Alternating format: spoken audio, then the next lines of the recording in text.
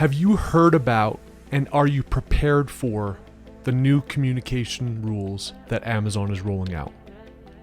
This impacts the messages you send to customers, how you communicate with customers, and ultimately how you market to customers.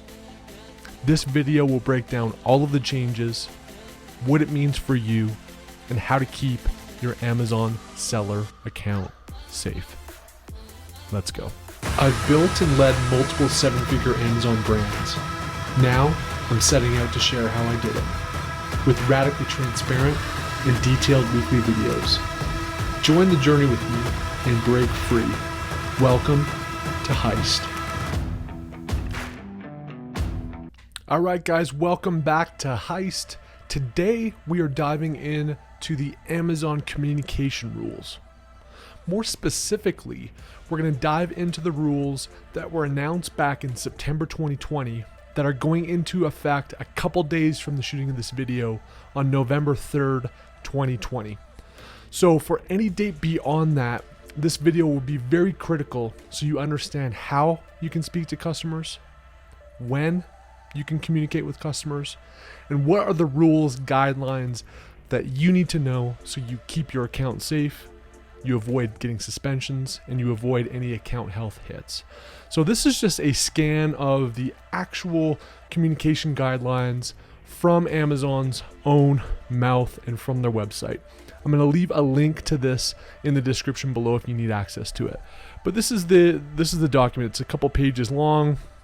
It's kind of stuffed with all the kinds of opportunities that you have as a seller to communicate with customers and when you can to stay safe.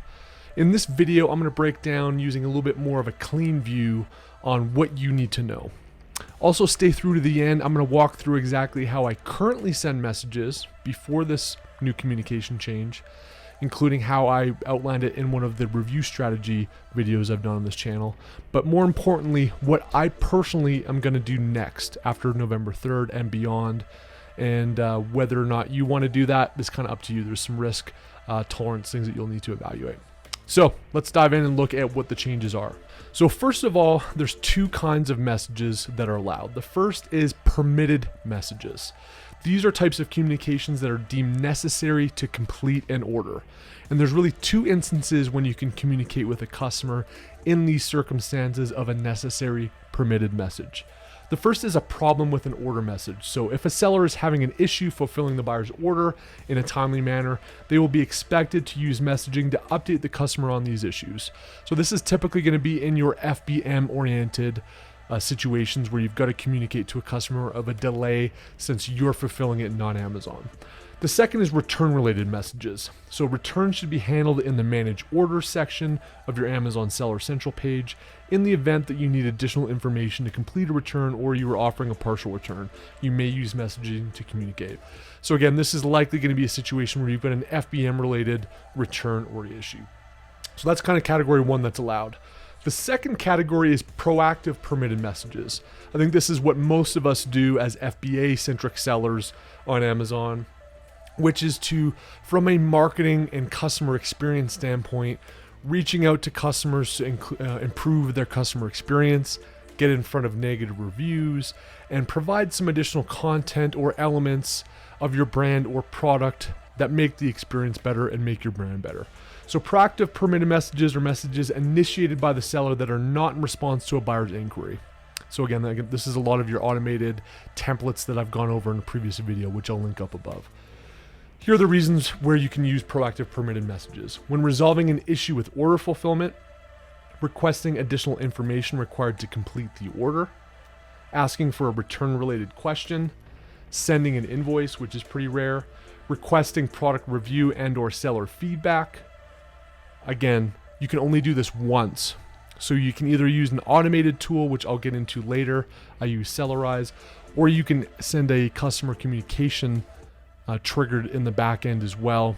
I'll let you know which one I recommend, but you can only do it once. Scheduling delivery for a heavy or bulky item, scheduling a home service appointment, verifying a custom design, any other reason where contact is required for the buyer to receive the purchase. This is going to get rid of most of the proactive messages that us as Amazon sellers send. And again, I'll get into that later on, but that's the elements that they're prescribing, that you can use proactive permitted messages. Couple things, there's also formatting rules. So not only are they prescribing how, when you can reach out and communicate to customers related to orders, they're also dictating what you can and can't do in terms of the formatting of the actual communication and how it's going to look in the email browser. So permitted message styling may not contain any of the following: accessibility issues from links without explanatory text, like click here, emojis or emoticons, animated GIFs, margins that are over 20% of the max width, image or graphic sizes that are more than 80% max width, overrides any of the default Amazon line height, fonts can't be more than 3 sizes, message bodies that are centered or otherwise override default text and alignment settings, more than 2 line breaks, so spacing in between paragraphs, unsecured images, so using HTTP is not allowed, you got to use HTTPS, and then egregious spelling or grammar issues. So any of these things happen within any even legitimate email that you send to customers is going to get you dinged, may result in issues with sending emails in the future and or account suspension. Don't send these things: order or shipping confirmations. I think this is a big one. A lot of people will send, hey, your order's on its way, and here's some information about the product, here's what we can do to help. Or once it's received, hey, do you have an issue? Reach out to us. We'd like to help if you have any issues upon receipt. Those are prescribed as no-nos. Do not send any longer. Messages that say only thank you, or that you are here to help buyers for problems. So any of these customer-centric that are really designed to get in front of negative reviews or improve an experience that ultimately might lead to a positive review, that's a no-no now. Marketing or promotional messaging, including coupons. Can't do that anymore. A repeat request per order for a product review or seller feedback. So again, if you're using one of the automated tools to request a review, which is a new element that came out in 2020 that Amazon enabled, you cannot do that and send a communication. You got to do one or the other. And then finally, in addition to what you can and can't send, the format that can be sent in, what you absolutely shouldn't send, they've also prescribed the elements of communication that they do not want to have. So these are the don't have these elements items. Language that either incents or persuades the buyer to submit positive product reviews, language that requests removal or an update to an existing review, language that requests a product review only if they have had a positive experience, external links unless they are secure working links, HTTPS, necessary for order completion, or links to Amazon.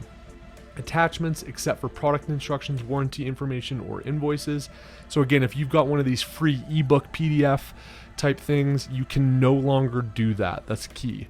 Can't have logos if they contain or display a link to your website, link to opt out of messaging, sensitive content and images, tracking pixels or images, email addresses or telephone numbers, images of purchased products as Amazon includes those on your behalf, and then images that do not relate to your brand or company. So those are the new rules of the road when it comes to communicating with customers on the Amazon platform. I'm now going to dive into what I'm currently doing before these rules go into place, which I've covered in another video, but more importantly, outline what I am personally doing with how I'm viewing this risk in my own business after November 3rd, 2020. Okay, so the first thing we're going to map out is what we're doing today before these restrictions come into place. So the first thing that we do is upon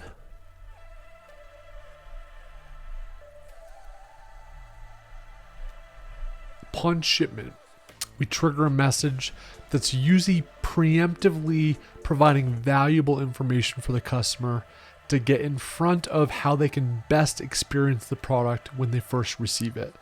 The goal of this is purely to get in front of bad experiences, to align with the best customer experience, to give the best probability of a good review, and equally important, get in front of a bad review.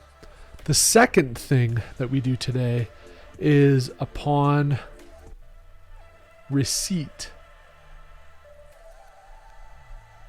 of the product. So when the customer actually receives the product, we've got a notification from UPS that it's arrived. We then use that as another opportunity to get in front of a potentially poor experience and ask how it's going. And again, I'll link a video up above on what we've done historically that maps out exactly what we've done for getting in front of these experiences. But typically we say something like, is everything okay? Did the product arrive okay, etc., to get in front of those bad experiences.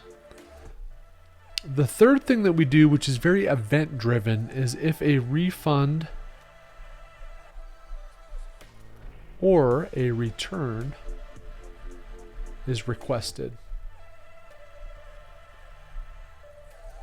In that scenario, we will trigger a how can we make it right type message that tries to, again, preemptively get in front of a bad experience and see if there's anything we can do, despite the fact that the customer's requested a refund or a return, to get in front of the bad experience.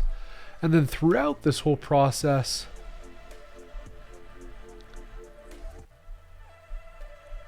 we are doing an auto review request. And this is where we use, or at least I use, Cellarize to do this. So every time an order is triggered, we do an auto, typically about 10 days after the order has been placed. We then trigger the automatic review request, because you only are able to do it once to trigger all those orders. So there's really 4 customer touch points for most customers if they haven't opted out of emails. One is when the product ships, again, giving them proactive, positive information to help make the experience with the product better. The second is upon receipt of the product. That's purely motivated by getting in front of bad reviews by saying, hey, is everything okay? And then the third, which is event-based, which is if they've returned or refunded the product, there's a communication triggered. But all the while, as soon as feasible at the 10-day mark, we auto request a review.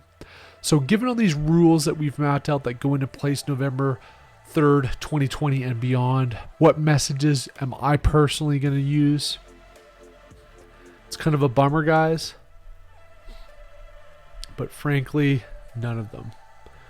We're not going to do the first one, we're not going to do the second one, we're not going to do the third one for at least Q4 2020. The reason being, it's just, the worst thing that's likely going to happen in the short term is, if you're not doing these things appropriately, is they're going to suspend your ability to send emails or communications for 30 days. That's likely what's going to happen. But given that the hyper risk is that they could suspend or otherwise impact my account, I'm just not going to risk it during Q4 2020.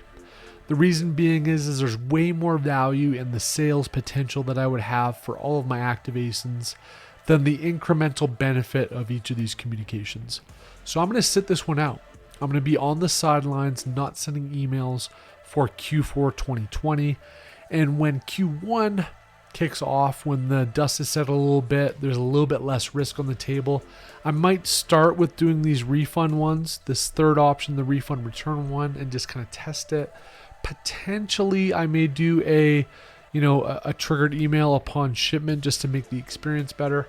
But given all of those rules I've outlined, this is definitely going to be in a gray area.